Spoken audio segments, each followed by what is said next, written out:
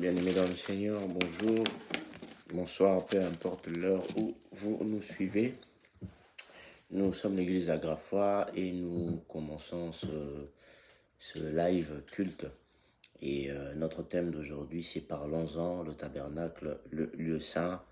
Et la description des références est marquée dans la description du thème d'aujourd'hui. Nous allons prier. Tendre Père, nous te remercions parce que ces choses et ces mystères cachés, tu as accepté de les révéler à nous, tes enfants. Nous qui n'avons pas plus de connaissances que les autres, mais qui ne recevons que ce que toi, tu as bien voulu nous donner. Permets-nous d'être fluides, d'être simples, d'être clairs et de pouvoir rappeler Jésus dans tout ce que nous dirons, mais aussi l'espérance du royaume des cieux dans tout ce que nous ferons. Père, aide-nous. Fais que ce message touche les cœurs, touche le cœur de celui d'abord qui apporte le message, mais aussi le cœur de ceux qui vont entendre. Car une parole qui sort sans avoir transformé ou touché une personne ne veut rien. Or que la Bible dit que la parole ne retourne pas à toi sans avoir fait des effets. Que la parole de Dieu fasse des effets. Père, je te prie aujourd'hui, en ce dimanche, en cette matinée, que tu nous fasses de bien. Que ton nom soit célébré, loué et adoré pour le siècle des siècles. Nous avons ainsi prié. Amen. Alors, Amen, nous sommes là, vous pouvez partager la vidéo et nous continuons dans notre thème d'aujourd'hui, notre thème que nous avons commencé, et puis il y aura un dernier dimanche dans 2 semaines où nous allons conclure cela, ou si l'homme de Dieu qui entre-temps prendra la parole voudra aussi s'insérer dans le thème. Ça c'est selon la manière dont le Seigneur va l'inspirer. Alors, nous sommes toujours dans le tabernacle, nous avons parlé du parvis. Petit récapitulatif, le tabernacle est une sorte de grande parcelle.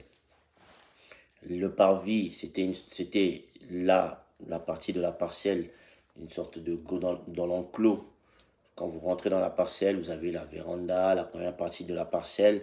Tout cet enclos-là, c'est le tabernacle, mais le parvis, c'est vraiment la première grande partie de la parcelle. Et puis, il y a ce qu'on appelle la maison proprement dite, donc la tente.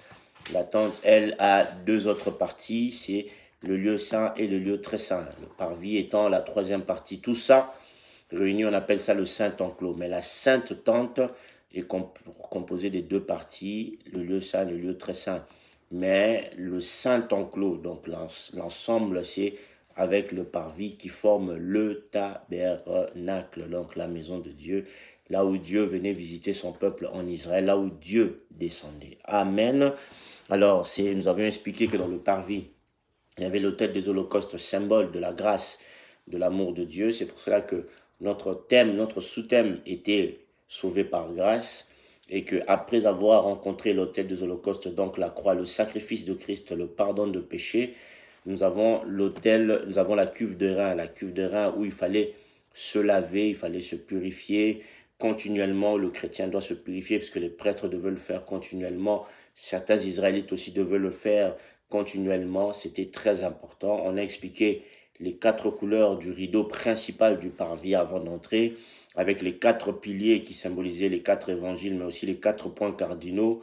On a expliqué que quand on entrait dans cette porte-là, qui était l'image même de Jésus-Christ, on entrait dans la grâce de Dieu. Le parvis était ouvert à tout le monde, c'était grand.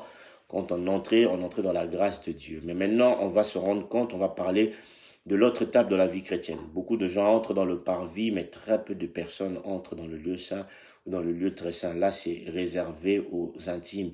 C'est comme si vous entrez dans la parcelle, mais vous n'entrez pas dans la maison, dans le salon, et vous n'entrez pas dans la chambre intime. Donc là, on va expliquer les autres parties.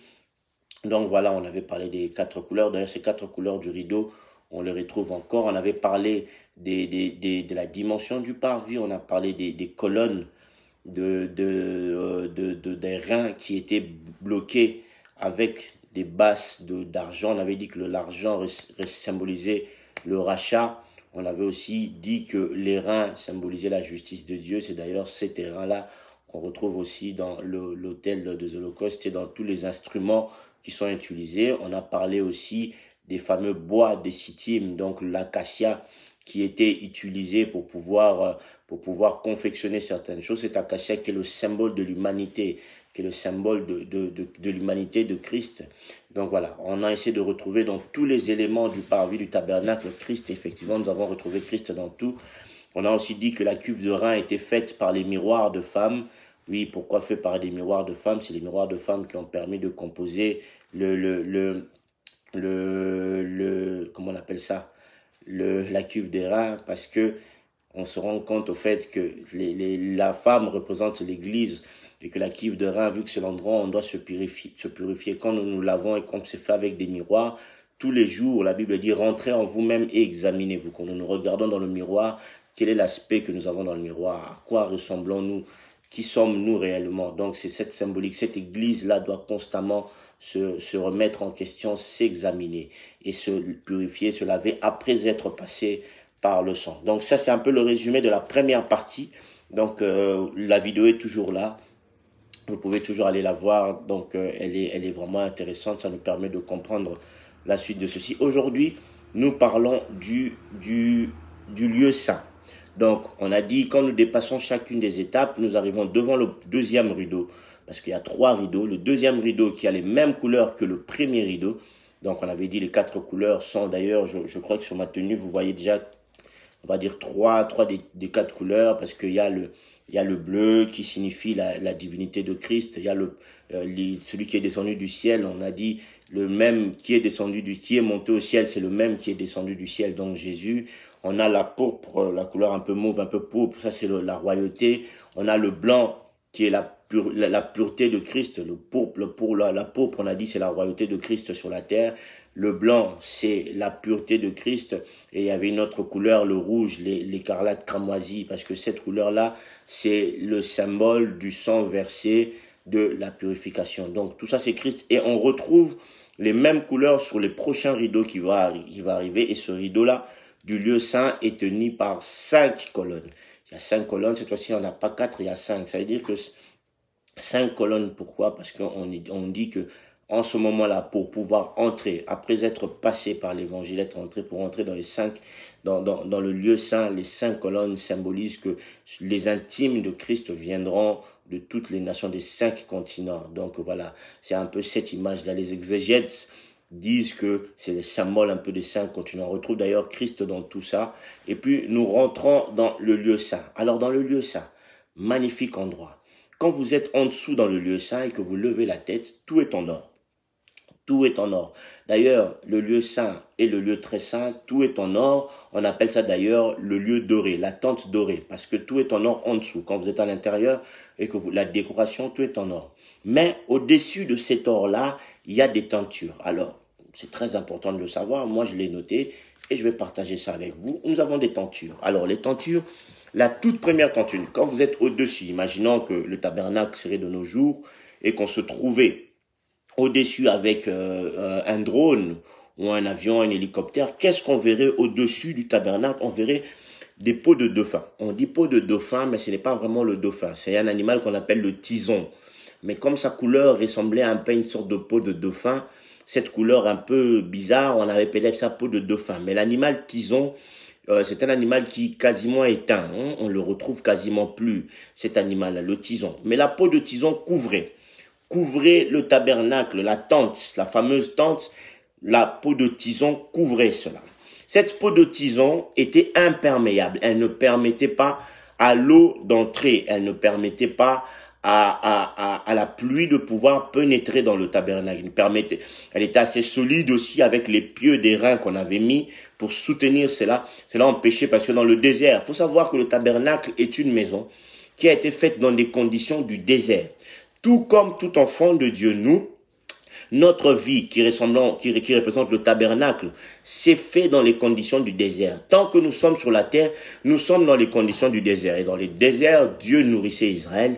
Dans le désert, Israël était riche. Dans le désert, Israël prospérait. Dans le désert, Israël grandissait. Mais les conditions du désert étaient difficiles. C'est pour cela que Dieu a prévu cette tente qu'elle soit aussi bien pour que même dans les conditions du désert, que son culte soit célébré de la bonne manière. J'aimerais juste dire à quelqu'un, même si vous êtes dans des conditions du désert, même si vous êtes dans le désert, Dieu prendra toujours soin de vous et Dieu va toujours tout prévoir pour que vous ne soyez pas balancés, pour que vous ne soyez pas emportés par les vents du désert, pour que vous restiez stable. Alors, quand on regarde cette tente-là en haut, on se rend compte au fait que elle n'est pas belle.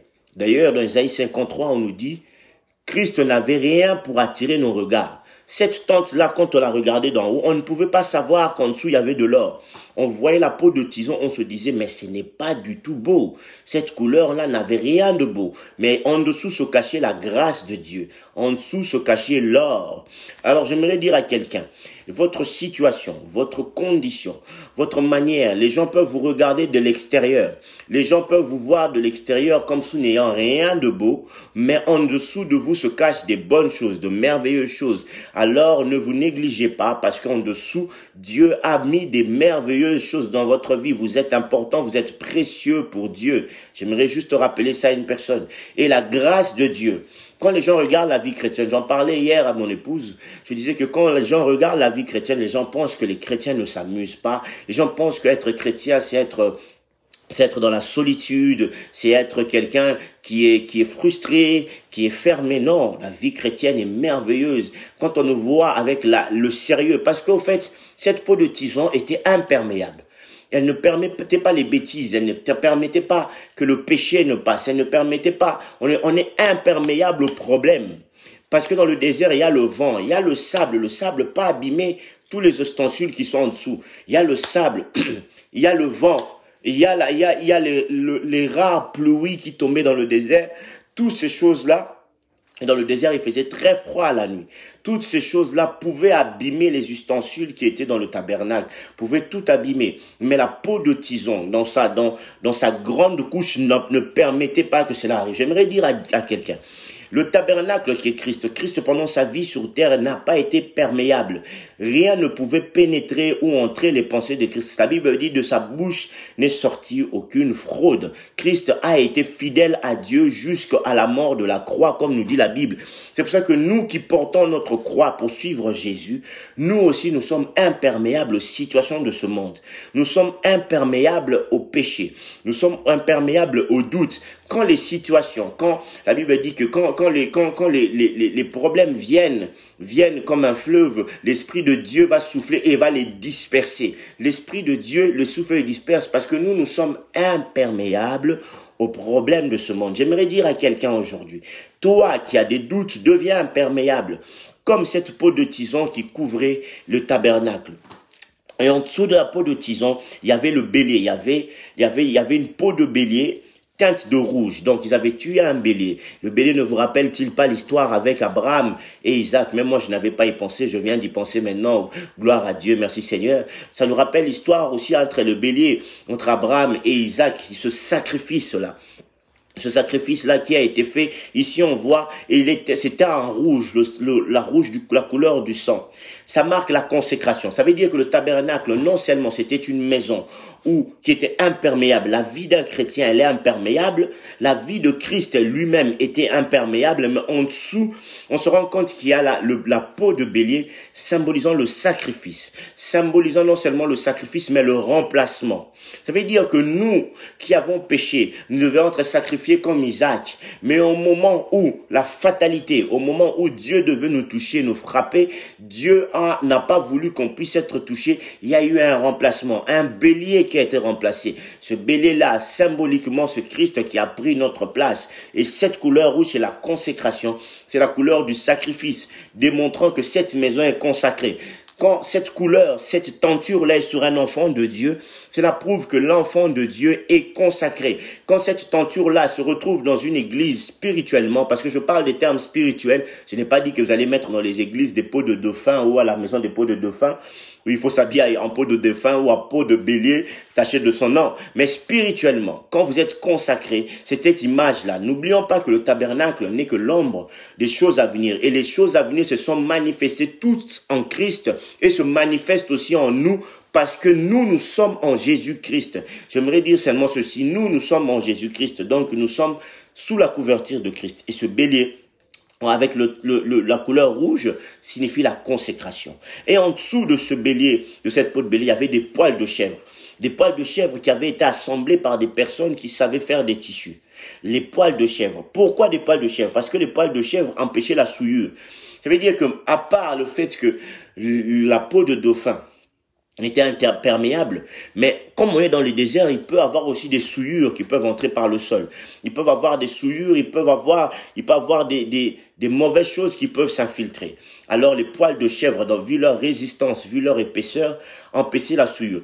Certains exégètes disent que c'est le symbole de la protection de l'Église de Dieu par Christ. C'est le symbole de la protection de Christ, de l'Église de Dieu, mais c'est aussi le symbole de la protection d'un foyer. Ça veut dire que dans chaque maison, l'apôtre dira, je bénis l'Église qui se trouve dans la maison. C'est-à-dire que les poils de chèvre symboliquent la protection de Dieu pour les foyers, pour les maisons. Symbolisent la protection de Dieu pour les familles. Symbolisent la protection de Dieu pour la vie des enfants de Dieu. Donc ça, c'est vraiment pour empêcher la souillure, que ça n'entre pas dans notre vie. Nous sommes protégés par Dieu pour qu'il n'y ait pas la souillure. Est-ce que quelqu'un peut dire Amen très fort là où il est chez lui à la maison? Que Dieu vous bénisse. Et puis, nous avons la quatrième tenture. Donc, il y a plusieurs tapis. Et le dernier de tapis, c'est le tapis qui a les 4 couleurs, qui est les mêmes couleurs que les rideaux. Donc, comme je vous ai dit, la couleur bleue, la couleur blanche, la couleur pourpre et la couleur rouge. Et sur ce tapis-là, il y avait dessiné des chérubins.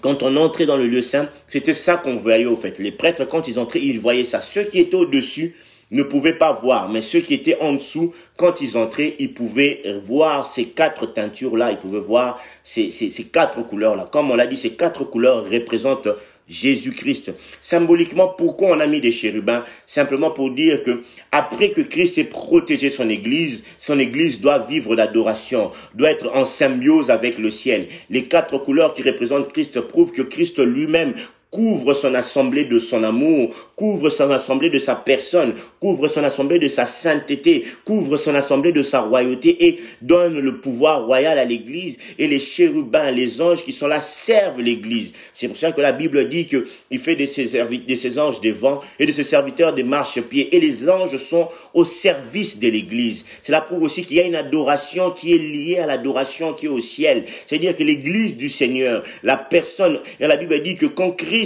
était dans les déserts, Dieu envoyait des anges pour le servir. Donc nous avons trouvé que dans toutes ces choses, il y a la personnalité de Christ, mais dans toutes ces choses-là aussi, il y a la personnalité de l'église. Et dans toutes ces choses-là, il y a aussi nous, parce que nous sommes l'église faite chair. S'il y a une église assemblée, mais il y a aussi une église personne que nous sommes. C'est pour ça que la Bible dit, ne savez-vous pas que vous êtes le temple du Saint-Esprit? C'est pour ça que notre sous-thème d'aujourd'hui, c'est éclairé. Notre sous-thème d'aujourd'hui, c'est éclairé, parce que nous sommes le temple du Saint-Esprit, nous avons été éclairés. Je vais lire une seule référence. Toutes les autres références sont dans la description, mais je vais en lire une qui va nous faire du bien aujourd'hui. Amen. Nous allons prendre Exode 27. Exode 27 du verset 20 au verset 21.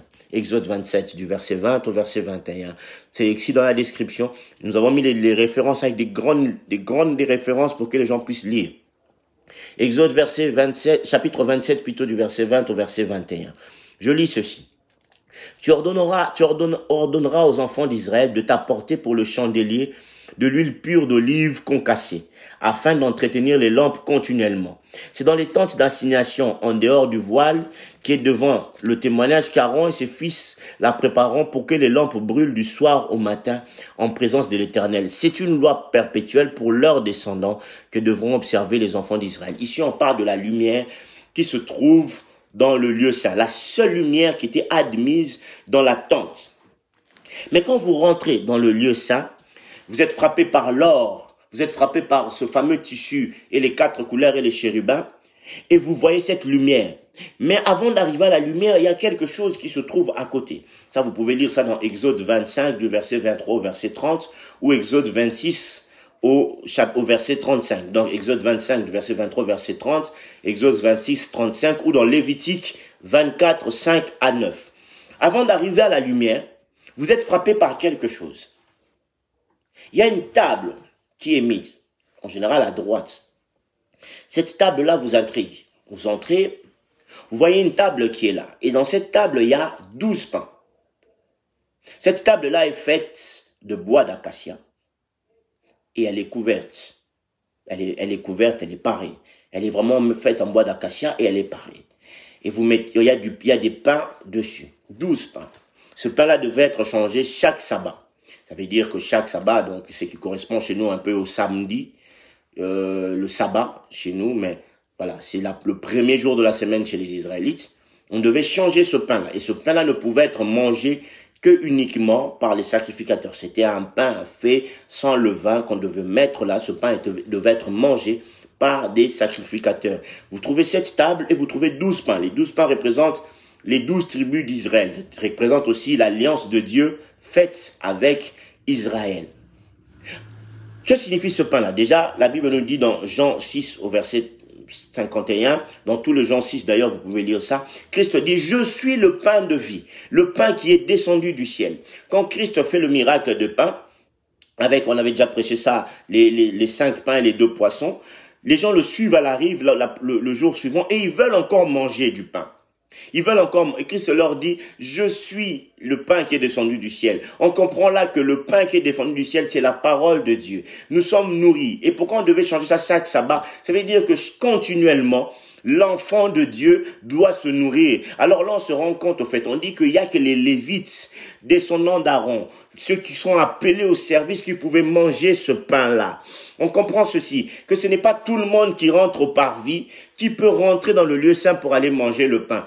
Pour comprendre la parole de Dieu, il faut faire l'étape d'avancer, de ne pas rester que dans le parvis, de ne pas être seulement pardonné, purifié. Il faut aller chercher, il faut comprendre, il faut être comme les chrétiens de Béret. Il faut lire la Bible, parce que c'est par rapport à la Bible est notre guide et notre GPS. On ne peut plus la changer. J'entends que maintenant on veut modifier la Bible. Non.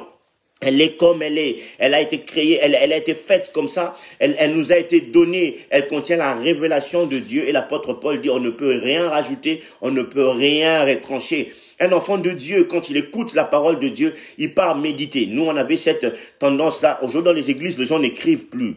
J'ai remarqué ça. Nous, on avait tendance, quand on nous prêchait la parole, on écrivait. Moi, j'ai des cahiers où j'écris, j'ai des notes encore de chaque prédication, de chaque homme de Dieu qui prêche. Jusqu'aujourd'hui, je note. On notait et après, on lisait.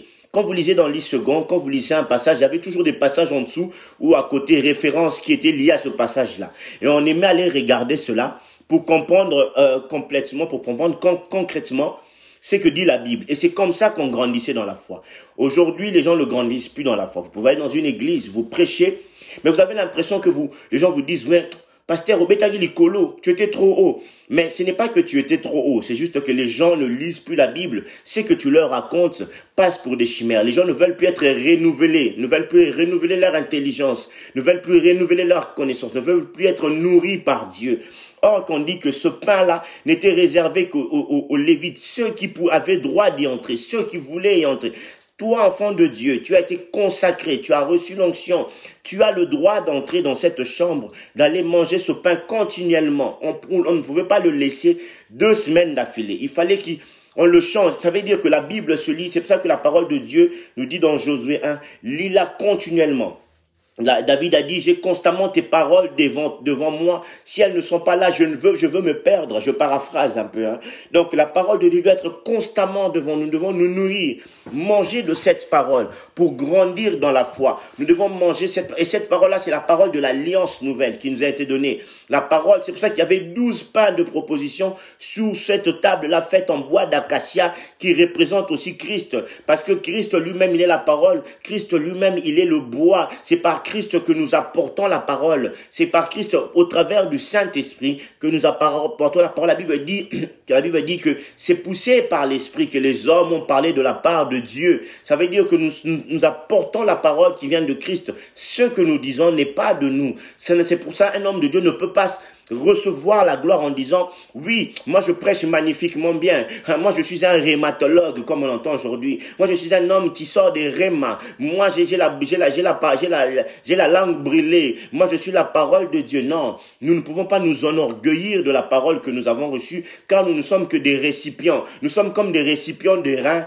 qui sont là pour participer au culte. Nous sommes comme des récipients d'or pour participer au culte. Nous apportons la parole de Dieu, et cette parole. La Bible dit, la parole que vous avez entendue vous a rendu pur. C'est pour ça qu'il est très important que l'Église soit bien nourrie, mais que l'Église n'oublie pas la prière. D'ailleurs, dans le lieu saint, on retrouve la parole, on retrouve la prière, mais on retrouve au centre le Saint-Esprit, qui est le cordon entre les deux. Le Saint-Esprit aide la prière à grandir, aide aussi la parole à être comprise. Est-ce que quelqu'un peut dire amen avec moi? Le Saint-Esprit est au centre. Alors, avant d'arriver au chandelier à la lumière, on se rend compte qu'il y a le pain des propositions qu'on devait changer. Donc, tout le temps. Voilà, ça c'était les références que nous parlons pour le pain de proposition. Donc, j'invite l'Assemblée, même après avoir écouté ce message, relisez, fouillez. Après, la Bible dit que la gloire de Dieu, c'est de cacher les choses, mais la gloire des rois, c'est de sonder les choses. Mais qui peuvent sonder? Qu'est-ce que nous allons sonder? Nous allons sonder la personnalité de Christ. Nous allons sonder qu'est-ce que Dieu veut. Parce que la Bible dit que Dieu sonde le cœur et les reins, mais l'Esprit de Dieu qui est dans l'homme permet à l'homme de sonder le cœur de Dieu. Alors, pour comprendre le cœur de Dieu, c'est par les Écritures. C'est parce que Dieu a déjà expliqué toutes les choses par les Écritures. Pour aller chercher Dieu, c'est par la prière. Est-ce que je parle à quelqu'un aujourd'hui? Alléluia. Alors, quand on dépasse les pains des propositions, bon, je ne veux pas redonner les dimensions. Il faut savoir que le lieu saint, c'était 10 mètres sur 5 mètres. C'était 5 mètres de largeur, 10 mètres de longueur. Donc, ce n'était pas très grand, mais c'était assez. Et il y a le lieu très saint, par contre, lui, c'était 5 mètres de largeur, 5 mètres de longueur. C'était un cube. Donc, c'était la plus petite des chambres. Ben, ça, on en parlera la prochaine fois. Et quand on parlera la prochaine fois du lieu très saint. Et on arrive devant le chandelier. Ah là là, ça c'est la base de notre sous-thème aujourd'hui qu'on a lu ici, où on dit, tu ordonneras aux enfants d'Israël pour le chandelier d'apporter de l'huile pure d'olive concassée. Ce n'est pas l'huile d'onction, il y a une différence. L'huile d'onction était faite avec plusieurs ingrédients dont certains n'existent même plus aujourd'hui. Donc, il est quasiment difficile de refaire l'huile d'onction. D'ailleurs, quand les gens parlent de l'huile d'onction, bon, ça, c'est une autre parenthèse que je veux fermer. C'est autre chose. Cette huile d'onction ne peut plus être refaite. Mais l'huile dont on parle ici, on dit, c'est de l'huile concassée. Donc, de l'huile broyée. De l'huile d'olive broyée qu'on devait mettre dans le chandelier. Le chandelier avait la forme d'un arbre avec 6 branches. Ça veut dire, vous voyez souvent ça, les chandeliers, même quand vous passez devant les synagogues. Il est comme ça, avec 6 branches. D'ailleurs, ils en ont refait un grand, parce que le chandelier en lui-même, il avait quasiment la taille il faisait, je crois, 3 mètres quelque chose. Il était très grand. Quand vous entrez dans le lieu saint, c'est la chose qui vous touchait directement. Il était grand. Il était plus grand que tous les autres objets. Il était 3 mètres. Il y avait beaucoup, les lumières étaient grandes. Il y avait 6 branches. Tout a été fait par or massif. Il y a plusieurs références par rapport à ça. Donc, il y a Exode 25, 37, il y a Exode 27, 20, il y a Exode 30 du verset 1 au verset 10, Exode 30 du verset 1 au verset 10, on en parle. On se rend compte qu'il y a 6 branches. Ça a été fait en or massif. C'est le seul objet du tabernacle qui a été fait, de tout le tabernacle, depuis le parvis qui a été fait en or massif, sans un autre alliage, sans bois dedans, sans airain dedans, sans rien. Ça veut dire que ça a été fait d'or pur, et cet or-là, on n'a pas pris plusieurs or, non, on a pris une masse d'or où on a fait un tronc directement avec ces 6 branches. Donc, tout a été moulu en une seule fois. C'est pour montrer l'unité de la parole de Dieu, mais aussi l'unité du Saint-Esprit. Ça veut dire que le Saint-Esprit ne peut pas être modifié, on ne peut rien rajouter aux qualités spirituelles du Saint-Esprit. On ne peut pas rajouter en plus de l'Esprit Saint d'autres choses. On ne peut rien rajouter de plus dans le Saint-Esprit. Et on nous dit que de cette branche principale, quand on mettait l'huile, ça partait directement dans les 6 autres branches pour montrer que l'onction de Dieu qui est descendue sur Christ, qui est la branche principale, se répand aussi sur nous. D'ailleurs, les 6 autres branches, 3 d'un côté, symbolisent l'humanité.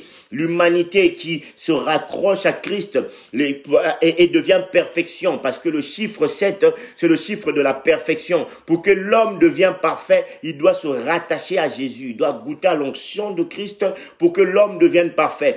Pour que l'Église devienne parfaite, elle doit goûter à l'onction de Christ. D'autres exégètes disent même comme les 6 branches sortent du côté, c'est pour prouver que l'église de Christ qui est sortie du côté, qui est fait de sang et d'eau, parce que la Bible dit à Golgotha, le sang et l'eau sont sortis, cette église-là qui est sortie du côté, qui se rattache à Jésus, devient spirituelle. Elle est nourrie par la même onction qui était sur Christ. La Bible dit que sur Christ, il y avait l'onction sans mesure, il y avait l'esprit sans mesure. Sur l'église de Dieu aussi, il faut qu'il y ait l'onction sans mesure. Alléluia. On nous dit que ce chandelier-là devait brûler jour et nuit. Jour et nuit, le chandelier devait brûler, tout comme l'autel des holocaustes dans le parvis, ou qu'on a vu dans le parvis, où le feu devait être continuel, même la nuit. Ça veut dire que la croix de Golgotha, même dans les moments de ténèbres que nous vivons aujourd'hui, où la société admet des choses immondes, admet des choses, des pernitions sexuelles, admet des déviances sexuelles, admet de l'escroquerie, où la bêtise est devenue la norme, où les gens font du péché des choses normales. La croix de Christ reste là brillante même dans les ténèbres pour qu'on puisse aller au pied de la croix de Christ pour nous ressourcer. Mais aussi le Saint-Esprit, l'huile du tabernacle brûle toujours, elle brûle toujours, elle brûle toujours. Cette lumière-là éclaire toujours. La Bible dit réveille-toi et sois éclairé. Ça veut dire que tout enfant de Dieu qui rentre dans le lieu saint est désormais éclairé par le Saint-Esprit. On retrouve d'ailleurs le tabernacle dans Apocalypse. On en parle d'ailleurs dans Apocalypse 1. Quand la vision de Jean arrive, on nous dit Christ se présente à Jean et il est devant le tabernacle. Pour prouver, on dit encore que cette lumière-là, la lumière de l'agneau se retrouve au ciel. C'est-à-dire que le tabernacle, le Saint-Esprit est primordial. Christ ne viendra prendre que ceux qui sont éclairés par le Saint-Esprit, ceux qui ont goûté à l'huile du Saint-Esprit. La Bible nous parle des 5 vierges sages et des 5 vierges folles. La Bible nous dit que les 5 vierges sages avaient gardé de l'huile. Et même pendant la nuit, la Bible dit même pendant la nuit, quand on a dit que l'époux est là, ils ont mis de l'huile dans leur lampe brûlait même pendant la nuit. On se rend compte que quand on est un enfant de Dieu, dans les moments des ténèbres où nous sommes, où les divorces deviennent normes, où le péché devient norme, même dans l'église, il y a des bêtises. Dans toutes ces choses-là, la Bible nous dit que même dans ces moments difficiles-là, la lumière doit continuer à luire. Les enfants de Dieu doivent toujours se nourrir d'huile. Au fait, à chaque instant, ils doivent se nourrir, ils doivent toujours garder leur huile. Alléluia. Parce que la lumière du Saint-Esprit doit nous éclairer, même pendant la nuit. On dit que ce tabernacle avait une forme particulière d'un arbre avec 6 branches, mais elle était décorée. Elle était décorée avec des signes de forme d'arbre d'amandier, de l'arbre d'amandier et des pommes. Des pommes pourquoi? Parce que le Saint-Esprit, quand il vient dans la vie d'une personne, on parle, les pommes symbolisaient les fruits. On comprend une chose, que le Saint-Esprit, quand il vient dans la vie d'une personne, ce n'est pas d'abord pour les dons. J'insiste. Quand le Saint-Esprit vient dans la vie d'une personne, c'est d'abord pour que la personne manifeste les fruits de l'Esprit. C'est pour cela que le chandelier était décoré par des formes de pommes qui symbolisaient les fruits. Donc, les fruits de l'Esprit, quand une personne, je n'irai pas à Genèse pour parler des fruits de la Genèse, je ne toucherai pas à ça. Cette fois-ci, c'est une autre parenthèse, ou si un autre prédicateur veut toucher à ça. Aujourd'hui, je préfère par le Saint-Esprit ne parler que des fruits de l'Esprit. La Bible nous dit dans Galates, de pouvoir manifester les fruits de l'esprit. Ces fruits de l'esprit qui sont la paix, la tempérance, la bénignité, qui manquent d'ailleurs dans l'église. Dans l'église aujourd'hui, on a l'impression qu'il y a plus de dons que d'esprit. Or que on ne peut pas dire qu'on a des dons si on n'a pas manifesté les fruits de l'esprit. Ça veut dire que vous pouvez parler en langue comme vous voulez, mais si vous n'avez pas les fruits de l'esprit, si Christ vient, vous n'entrez pas au ciel. Parce que quand Christ viendra, il ne prendra pas les personnes qui ont les dons. Il prendra les personnes qui ont manifesté les fruits de l'esprit. Les dons ne sont que là pour nous aider à travailler sur la terre, pour pouvoir comprendre le plan de Dieu, pour pouvoir apporter le message. La Bible dit que les dons sont là pour pouvoir toucher les personnes, que ce soit les païens dans l'église, il y a différence des dons. Donc les dons ne sont là que pour nous aider à travailler. Mais la vraie nature de Dieu se manifeste par le fruit. C'est pour cela que le chandelier était décoré avec une forme de pomme. Alléluia. Et on dit aussi qu'il y avait ils étaient décorés en forme des feuilles d'amandier. Pourquoi les feuilles d'amandier? Quand on regarde dans Ézéchiel 37, la Bible nous parle des ossements desséchés. On nous dit que quand les ossements se sont alléluia, quand les ossements se sont réunis, quand la chair est revenue, la Bible dit qu'il leur manquait une chose, l'esprit. Il leur manquait qu'on souffle sur eux. Les feuilles d'amandier, c'est le symbole de la résurrection. On nous dit que le bâton de Moïse était un bâton qui était au fait un amandier. Mais même Moïse ne savait pas que son bâton était un amandier. C'est quand on a mis ça pendant 3 jours dans le lieu saint, il a commencé à fleurir. Pendant quelques jours dans le lieu, il a commencé à fleurir. C'est le symbole de la résurrection. Ça veut dire que le Saint-Esprit vient pour ressusciter ceux qui étaient morts. Le Saint-Esprit vient donner vie à ceux qui étaient morts. Le Saint-Esprit dans la vie d'une personne redonne la vie à ceux qui étaient morts dans l'existence de cette personne-là. Le Saint-Esprit, quand il vient quand il souffle, c'est pour que les ossements desséchés, c'est pour que quand les personnes, les corps qui s'étaient rassemblés, qui n'avaient plus vie, reprennent vie. Je prie aujourd'hui qu'une personne qui m'écoute soit éclairée par la lumière du Saint-Esprit, reçoive l'onction de Dieu, comme Christ qui avait l'onction de Dieu sans mesure, il avait l'onction. La Bible dit que après son baptême, l'Esprit de Dieu s'est posé sur lui.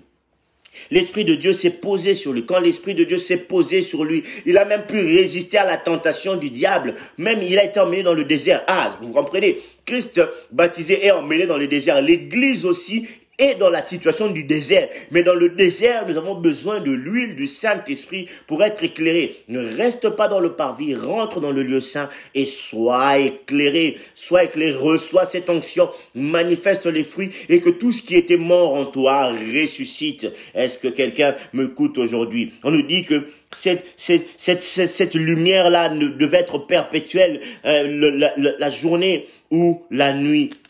Sois éclairé là où tu es. Mais il y a un autre objet qui est juste derrière le chandelier avant d'entrer dans le lieu très saint. Cet objet, dans le tabernacle, il était dans le lieu saint. Mais dans le temple de Salomon et dans le temple d'Hérode, il sera dans le lieu très saint. D'ailleurs, dans Hébreu. D'ailleurs, pour bien comprendre le tabernacle, il faut aussi lire Hébreu. Hébreu 8, 9, 10, 11. Vous comprenez très bien le tabernacle aussi. D'ailleurs, pour la dernière partie, on en parlera plutôt du lieu très saint on prendra par rapport à Hébreu. Par rapport à Hébreu pour réexpliquer maintenant le mystère de toutes ces choses dont on a parlé depuis les débuts. Normalement, on pourrait même faire un 4e dimanche. Si Dieu le permet, on peut faire un 4e dimanche où on expliquera. Je ne sais pas ça sera quand le 4e dimanche, mais on en parlera les choses spirituelles liées au tabernacle. Donc j'espère que vous êtes en train de noter. Alléluia. Alors voilà, donc qu'est-ce que je disais? Je disais qu'il y a un 4e objet, il y a un 3e objet plutôt dans ce lieu saint, dans cette antichambre comme on dit, cette chambre-là, d'avant la chambre principale qui est le lieu très saint. Il y a un objet qui se trouve juste avant le rideau, qui sépare le lieu saint et le lieu très saint. Cet objet-là, on appelle ça l'autel des parfums. L'autel de parfums, vous avez ça dans Exode 30, 1 à 8, ou dans Exode toujours 30, 34 à 38. Donc vous avez aussi dans Apocalypse 5, 8, on parle des parfums de l'encens. L'autel des parfums. Et Tumbelo Yamalas en lingala, là où on fait monter les parfums. La Bible dit que la prière des saints est comme un parfum. C'est comme l'encens qu'on fait monter. On se rend compte que quand Christ est né, quand les rois mages viennent le voir, ils apportent l'encens. L'encens qui est le symbole de la divinité, mais aussi le symbole de la prière. Ça veut dire que quand l'encens monte, c'est aussi le symbole de l'intercession de Christ pour son Église. La Bible dit que Christ est mort, il est ressuscité, il est assis à la droite du Père et il intercède pour nous. Ce qu'il fait, c'est intercéder. La Bible dit, il a pris son sang, il est rentré avec dans le tabernacle céleste qui n'a pas été fait de main d'homme dans le ciel, comme le dit Hébreu. Il a présenté le sacrifice pour intercéder pour nous, nous qui étions des pécheurs, pour que nous puissions avoir la vie éternelle, pour que nous soyons pardonnés. Et Christ continue à intercéder. Quand tu pêches, quand Dieu veut frapper, il dit, Père, regarde le sang qui a coulé. Père, regarde, j'ai donné ma vie pour lui. Père, regarde, rappelle-toi de la croix. Père, regarde, rappelle-toi de la couronne d'épines. Père, rappelle-toi de mon côté. Rappelle-toi des clous. Quand Dieu voit cela, le sang de son Fils, il est sensible au sang de son Fils, à l'intercession de son Fils. Il n'y a pas de Marie qui intercède pour nous auprès de Jésus. Non, il n'y a qu'un seul intercesseur, un seul intermédiaire entre Dieu et les hommes, c'est Jésus-Christ le juste, comme le dit la Bible. Il n'y a pas de Marie, il n'y a pas de Saint-Pierre, il n'y a pas de Saint-Paul, il n'y a pas de Saint-Jean, il n'y a pas de ceci, cela, ou le saint de ceci. Non, ça c'est faire entrer la mythologie dans l'Église. Donc il n'y a pas de ceci. Marie elle-même a été sauvée par le sang de son Fils. Jésus-Christ a été sauvé par Jésus. Elle-même a reçu le Saint-Esprit comme les 120. Elle-même, elle est morte en ayant cru à Jésus. Elle a sa place au ciel en attendant aussi la résurrection pour entrer au ciel et célébrer avec nous. Donc, elle a trouvé grâce de porter le Messie. Mais Marie n'est pas l'intercesseur ou l'intermédiaire entre nous et Dieu. Non, il n'y a qu'un seul intermédiaire. Et la Bible le dit, l'apôtre Paul dit, il n'y a qu'un seul intermédiaire, vous ne trouvez nulle part dans la Bible où on parle de Marie comme étant l'intercesseuse, nulle part. Le seul intermédiaire qui est entre nous et Dieu, c'est Christ. La Bible lui-même dit, nul ne peut venir au Père si on ne passe pas par moi. Et tout ce que vous demanderez au Père en mon nom, ça veut dire que Christ est l'intermédiaire. Il est aussi l'intercesseur numéro 1. C'est lui qui prie pour les saints. C'est l'intercesseur des saints. C'est lui qui prie pour Israël. C'est lui qui nous confie à Dieu. Quand l'ennemi vient nous accuser, quand le diable, l'accusateur nous accuse, Christ, lui, c'est notre avocat. La Bible dit que si vous arrive de pécher, ça c'est dans 1 Jean, sachez que vous avez un avocat auprès du Père, Jésus-Christ, le juste qui intercède. Il est là, c'est lui l'avocat pour nous les saints. Et ça, l'autel des parfums symbolise la prière de Christ, symbolise aussi la prière des saints, mais l'adoration. Moi, j'aime beaucoup l'adoration. Alléluia. L'adoration. Ça veut dire que personne ne peut rentrer dans la profondeur, ni dans l'intimité de Dieu, dans le lieu très saint, sans avoir compris le sens de l'adoration. Comment adorer Dieu. Une fois, on avait parlé de l'adoration ici. Cette prédication, vous pouvez toujours la retrouver sur YouTube. C'est en faisant Joshua Anski Tembo. Donc, vous pouvez retrouver cela, ou même ici sur la page de la Grafo, on parlait de l'adoration. On dit que l'adoration peut se faire en tout lieu. Ça veut dire que partout, l'autel des holocaustes, des parfums plutôt, était fait d'acacia. Encore la personnalité de Christ est couvert d'or. Cette fois-ci, la différence avec celle des holocaustes qui étaient des reins, symbolisant la justice de Dieu. Ici, c'est couvert d'or, symbolisant la divinité. Ici, il n'est plus question de la justice de Dieu. Mais ici, il est question de la connaissance de Dieu. Il est connaissance de connaître qui est Dieu pour lui élever la meilleure des adorations, pour pouvoir le célébrer et l'adorer en connaissant qui est ce Dieu-là. Pour entrer dans le profond, on se prépare à entrer dans l'intimité, pour devenir l'épouse, pour devenir Dieu. On apprend à adorer. On nous dit que cet autel de parfum, on mettait les parfums au moment où on faisait les lampes. Il y a une connexion entre le Saint-Esprit et la prière et l'adoration. C'est pour ça que Christ, quand il est venu, il a dit, vous ne pouvez adorer qu'en esprit et en vérité. C'était au moment où on faisait les lampes qu'on devait faire les parfums. Ça veut dire que quand Aaron était occupé à faire les lampes, il devait aussi faire brûler le parfum en même temps. Donc Dieu voulait que quand on mettait l'huile pour les lampes, on devait aussi mettre déjà les parfums. Oh, c'est fort. Mais il y a aussi une connexion entre la grâce, l'adoration et le Saint-Esprit. Non seulement on devait faire les lampes, donc le chandelier, l'huile, mettre au moment où on adorait, où on faisait monter la prière, mais la braise, makala, comme on dit en lingala, makala, la braise, qu'on devait utiliser pour mélanger avec du parfum, pour que le parfum monte, cette braise-là ne pouvait être prise que du parvis de l'autel des holocaustes. Donc, on ne peut comprendre l'adoration, on ne peut adorer Dieu que quand on a compris la croix de Jésus-Christ. Quand on a compris le mystère de la croix, là on peut adorer. On prend les braises. C'est le sacrifice de Christ qui nous permet d'adorer. C'est le sacrifice de Christ qui nous permet d'adorer. C'est grâce au sacrifice de Christ que nous sommes enfants de Dieu, que nous savons comment adorer Dieu. Nous savons comment adorer parce que Christ a adoré Dieu par sa vie. Nous aussi, nous adorons Dieu par notre vie. Christ nous donne l'exemple. Il a adoré Dieu au Renahabes. Il a adoré Dieu par sa vie. Il a donné sa vie et c'est ainsi qu'il adora Dieu. Christ a adoré par son sacrifice. Comme Abraham a adoré Dieu par son sacrifice. Comme Shadrach, Meshach, Abed-Nego, devant le sacrifice de donner leur vie en refusant de ployer leurs genoux devant la statue d'or. Ils ont accepté la mort. Nous aussi, en tant qu'enfants de Dieu, la meilleure des adorations, c'est en refusant tout le système. Quand la Bible dit ne vous conformez pas au siècle présent, quand vous ne vous conformez pas au siècle présent, vous adorez Dieu dans votre esprit, dans votre cœur et dans votre chair. Vous ne vous conformez pas. Christ aussi ne s'est pas conformé. Il a accepté la mort. La Bible dit, il a obéi jusqu'à la mort de la croix. Nous ne pouvons adorer Dieu. C'est pour ça que l'apôtre Paul dit, soyez un sacrifice vivant, pour pouvoir dégager un parfum de bonne odeur. C'était un parfum de bonne odeur qui devait sortir. Un jour, on parlera de la composition de ce fameux parfum. Aujourd'hui, le Seigneur ne permet pas qu'on puisse en parler de cette composition, mais c'était une composition particulière d'odeur, où même dans cette composition, vous retrouvez Christ. Je crois que j'en ai parlé, le jour où on avait parlé de l'offrande des gâteaux, qui aussi, on parlait aussi des choses du tabernacle. Décidément, on aime beaucoup les choses du tabernacle dans cette église, la Grafa. Donc voilà. On avait parlé de ça, cette composition-là. Et ici, on voit que ce parfum devait brûler en même temps qu'on faisait les lampes. Ça veut dire que le Saint-Esprit doit nous éclairer pour savoir comment adorer en esprit, en vérité. Et la braise qu'on doit prendre pour mélanger au parfum, pour que Dieu ne peut adorer ne peut accepter Dieu ne peut accepter qu'un parfum d'une bonne odeur qui est teinté du sang de son fils Jésus, qui est passé par la croix. Dieu n'aime que l'odeur de la croix. Ça veut dire que vous ne pouvez pas monter une prière si la croix de Christ n'a pas impacté votre vie, s'il n'y a pas eu un changement, si ça n'a pas été parfait par le Saint-Esprit. Une adoration sans le Saint-Esprit, sans la présence de l'amour de Dieu manifesté à la croix, sans Christ, ce n'est pas une vraie adoration. Dieu n'aime pas cela. Dieu veut. C'est pour cela que quand le fils d'Aaron ont introduit un feu étranger, quand ils n'ont pas pris la braise qui venait de l'autel des holocaustes, quand ils ont pris une autre braise et qu'ils ont introduit, la Bible dit, le feu de Dieu les a brûlés. Parce que beaucoup dans les églises introduisent sur l'autel des parfums un feu étranger qui n'a pas été tiré de la croix, qui n'a pas été tiré de l'humilité, qui n'a pas été tiré de l'humiliation de Christ. La Bible dit, Dieu résiste aux orgueilleux, mais il fait grâce aux humbles.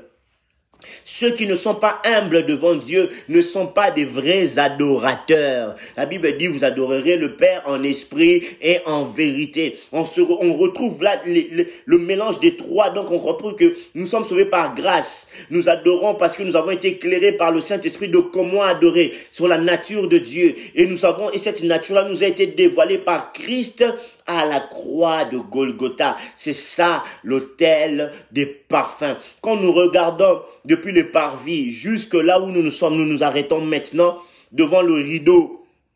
Avant d'entrer dans le lieu très saint, nous comprenons que toute chose nous a conduit depuis le départ. D'abord par le salut, par la grâce, nous a conduit à arriver au point où nous commençons maintenant à connaître Dieu. Mais la prochaine étape, c'est quoi? Quand j'ai connu Dieu, lui, quand il se révèle en moi, il me transforme à son image. La Bible dit, Dieu nous a appelés et il nous a prédestinés à être à l'image de son fils. C'est pour ça que l'apôtre Paul, quand on arrive à la fin de tout ce message, on se rend compte que l'apôtre Paul dit ceci: ce n'est plus moi qui vis, mais c'est Christ qui vit en moi. Et que la nature d'un chrétien, on les a appelés chrétiens, parce qu'on dit qu'il ressemblait à Jésus. Si Christ est tout le tabernacle, c'est fort. Si Christ est tout le tabernacle, ça veut dire que nous, en tant qu'enfants de Dieu, nous aussi, nous sommes des tabernacles de Dieu. Nous sommes tout le tabernacle. C'est pour ça que la Bible dit, ne savez-vous pas que vous êtes le temple du Saint-Esprit, le temple de Dieu dans d'autres versions. Et si quelqu'un tente de détruire le temple de Dieu, Dieu le détruira. Avec ce message, j'espère que nous avons tous été bénis. Nous voulions simplement parler de comment adorer Dieu et de se rappeler d'une chose que nous avons été éclairés, de toujours nous nourrir de la parole de Dieu, de savoir que même si les gens peuvent voir que nous ressemblons à quelque chose qui n'est pas beau, mais en dessous se cachent des merveilles. Il y a de l'or en dessous. Il y a de l'or partout. Et que Dieu nous a choisis. Nous sommes nourris de la même huile que Jésus. C'est pour ça que la Bible dit même, vous êtes héritiers de Dieu, mais co-héritiers avec Christ. Tout ce que Christ a hérité, que ce soit sur la terre ou au ciel, à nous aussi cela nous a été donné. Est-ce qu'on peut prier pour clôturer ce message? Tendre Père, nous clôturons en disant merci. Merci d'avoir fait de nous de l'or. Merci d'avoir fait de nous des gens différents. Merci de nous avoir bénis. Père, nous parlerons du lieu très saint, où là-bas, Seigneur, nous parlerons de tout ce que nous avons appris, où cela nous a conduits. Mais Seigneur, pour parler de ça, nous avons besoin aussi du Saint-Esprit, qui nous aide. Et fait que cette parole reste dans les cœurs de tout un chacun. Je bénis ce dimanche. Je bénis le reste de tout ce que nous allons faire. Nous avons ainsi prié au nom de Jésus. Amen. Que Dieu vous bénisse. Amen.